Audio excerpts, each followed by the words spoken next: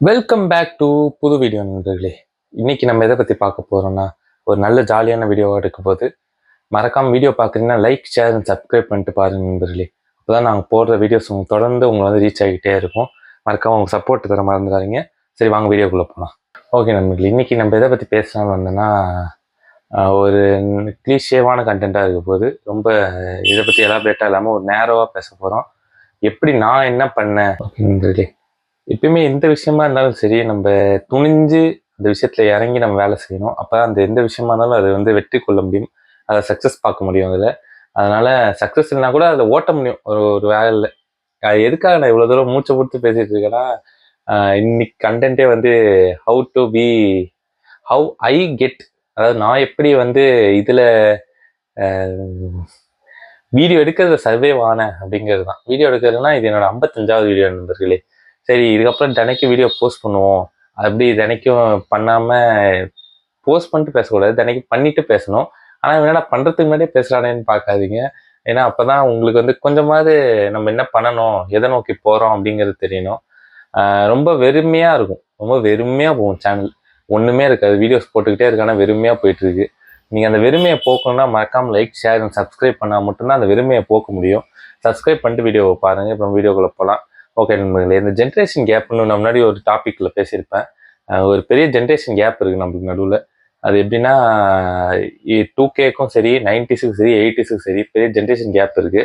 ரொம்ப பெரிய வித்தியாசம்லாம் இல்லை. நம்ம முன்னாடி பார்க்குற ஜென்ரேஷன், அதாவது இப்போ வந்த ஜென்ரேஷன் நம்ம அடியே அடிச்சுட்டு இருக்கோம்.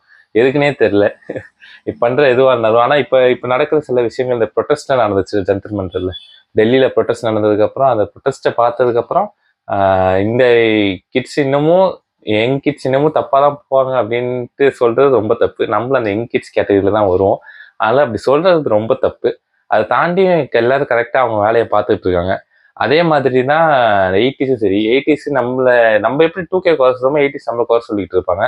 அதுக்கு முன்னாடி இருந்தவங்களே 70ஸ்லாம் 80ஸை குறை சொல்லிட்டு இருப்பாங்க. இப்படி தான் மாறி மாறி ஒரு சைக்கிள் மாதிரி நடந்துட்டு இருக்கோம். என்ன கேட்டிங்கன்னா, நான் என்ன சொல்லுறேன்னா, என் இதுலேருந்து, என் அனுபவத்துலேருந்து நம்ம வந்து அடுத்த ஜென்ரேஷன் வந்து கேலி கிண்டலும் பண்ணக்கூடாது. காரணம் என்னன்னா, அவங்களும் இப்போ தான் கற்றுக்குறாங்க, பார்த்து எல்லா விஷயமும். என்ன தப்பு செஞ்சிருந்தாலும் நிறைய விஷயங்களை பார்த்து நம்ம குறை சொல்லியிருப்போம், நிறைய விஷயங்கள் நடந்திருக்கும்.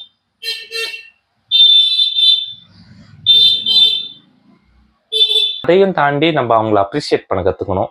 அதான் நம்மளோட முதல் இதுவாக இருக்கணும். அதேமாதிரி நம்ம முந்தின ஜென்ரேஷன் வந்து அவங்கள பார்த்து என்னடா அது, அவங்க அவ்வளோ தூரம் போயிட்டாங்களே, நம்ம இன்னும் இவ்வளோ இருக்கோமே. இந்த கரியர் கேப்னு ஒன்று இல்லை நண்பர்களே. அதை பார்த்தா தான் ஒரு பெரிய பயம் வரும். அந்த கரியர் கேப்னா என்னன்னா, எப்போ நம்ம எந்த ஒர்க்கும் பண்ணாமல் இருப்போம் தெரியுமா, அந்த மாதிரி டைமில் கரியர் கேப் வரும். எனக்குலாம் பெருசாக ஒரு பெரிய வேட்டு மாதிரி விழுந்து கிடக்குது. அதுதான் எனக்கு, அது அதை பார்த்து பயப்படக்கூடாதுங்கிற ஒரு மோட்டிவோடு இருக்கேன். அதை பார்த்து பயப்படலன்னா கூட அதை தாண்டி என்ன பண்ணலாம், அதுக்கான ஒர்க் என்ன அப்படிங்கிற கரியரை இன்னும் டெவலப் பண்ணுறதுக்கான ஒர்க் என்னங்கிறத பார்க்கணும். அதுக்காக தான் வீடியோஸ் எடுத்துகிட்டு இருக்கேன். அதனால் மறக்காமல் வீடியோஸ் பார்க்குறீங்கன்னா லைக் ஷேர் அண்ட் சப்ஸ்கிரைப் பண்ணு. இந்த மாதிரி பல விஷயங்கள் இருக்கும். அதனால் வீடியோஸ் இதுக்கு முன்னாடி நான் ஒரு வீடியோ போட்டிருந்தேன், what will be Thalapathy's next film. அதாவது ஐசோலேஷன்லேருந்து எப்படி வெளில வருது, அவரை வச்சு அவர் எப்படி இருந்திருப்பாரு, அவர் எப்படி வெளில வந்திருப்பாரு அப்படிங்கிறத வச்சு நான் ஒரு டாப்பிக்கில் போனேன். அவரும் ஒரு காலத்தில் எப்படி இருந்தாலும் இதே மாதிரி வெறுமையாக தான் சுற்றிட்டு இருந்திருப்பார்ல. அந்த வெறுமையான பீரியடை அவர் எப்படி கடந்து வந்திருப்பாரு, எப்படி அவர் பாஸ் அவுட் ஆகி வெளில வந்து அடுத்தடுத்த ஸ்டேஜுக்கு போயிருப்பாருங்கிறது தான். இந்த மொமெண்டம் பில்ட் பண்ணுறது தான் கஷ்டம் நண்பர்களே. அந்த மொமெண்டம் ஒன்ஸ் பில்ட் ஆயிடுச்சுன்னா ரொம்ப ஈஸியாகிடும். நமக்கு அந்த மொமெண்டம் தான் இன்னும் வர மாட்டேங்குது. அந்த மொமெண்டம் ஸ்ட்ரைக் ஆகிடுச்சுன்னா ரொம்ப நல்லாயிருக்கும். மறக்காமல் இந்த வீடியோஸ் பார்க்குறீங்கன்னா லைக் ஷேர் சப்ஸ்கிரைப் பண்ணிட்டு பாருங்கள். இன்னொரு நல்ல வீடியோவில் சந்திக்கிறேன். until then bye from signing off, Vijay Bharadwaj. Video பார்க்குறீங்கன்னா சப்ஸ்கிரைப் பண்ணிட்டு பாருங்கள்.